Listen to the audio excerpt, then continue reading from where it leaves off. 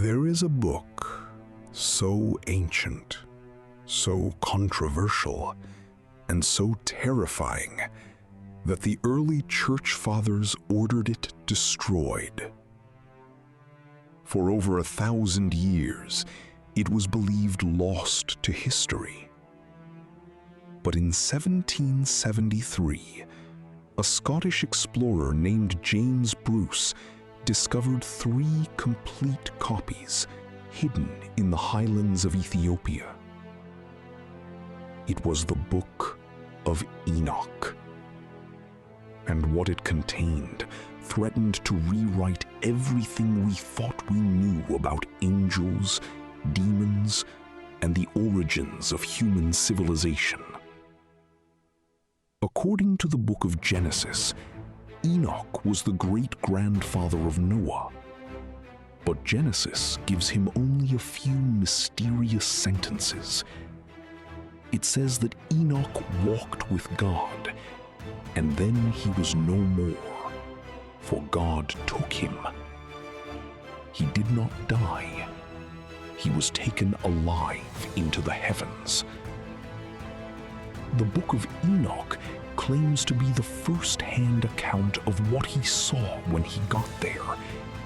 A terrifying journey through the cosmos, the angelic realms, and the prisons of the damned. The most shocking revelation in the book of Enoch is the true story of the Watchers.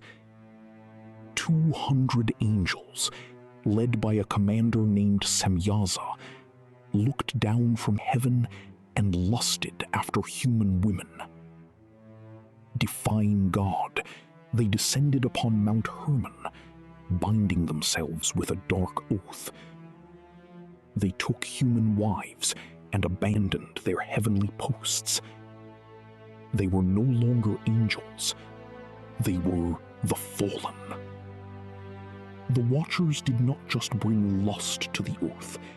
They brought forbidden knowledge. The fallen angel Azazel taught men how to forge swords, shields, and armor, introducing the horrors of war to a world that had never known it.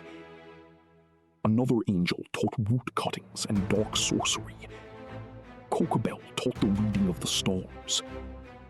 In an instant, humanity was corrupted by divine technology it was never meant to possess. From the union of the fallen angels and human women came an abomination, the Nephilim. They were not human. They were giants, towering over the earth, driven by an insatiable hunger. The Book of Enoch describes how the Nephilim consumed all the resources of mankind. When the food ran out, they turned on the humans themselves, devouring them and drinking their blood. The earth cried out in terror. The cries of humanity reached the highest heavens. The 4 great archangels, Michael, Uriel, Raphael, and Gabriel, looked down and saw the earth drenched in blood and corruption. They approached the throne of God and pleaded for intervention. The Creator's response was swift and absolute. He commanded the archangels to bind the fallen Watchers in chains of darkness and cast them into the abyss until the day of judgment. But what of the Nephilim?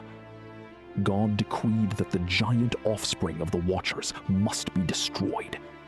He sent the archangel Gabriel to incite them against one another, sparking a massive apocalyptic war. They slaughtered each other in the valleys of the ancient world.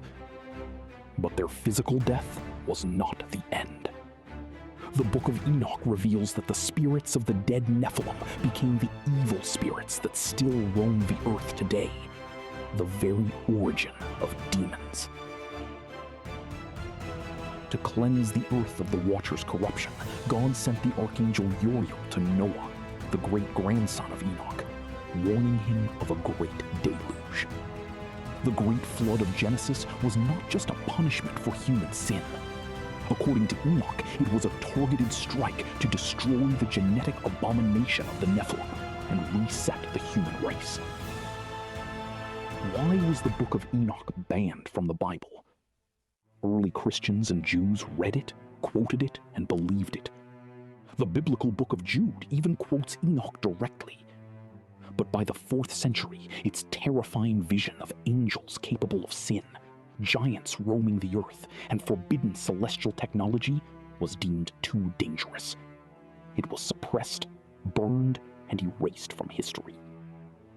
But the truth, it seems, cannot be buried forever. If the Book of Enoch is true, what else has been hidden from us?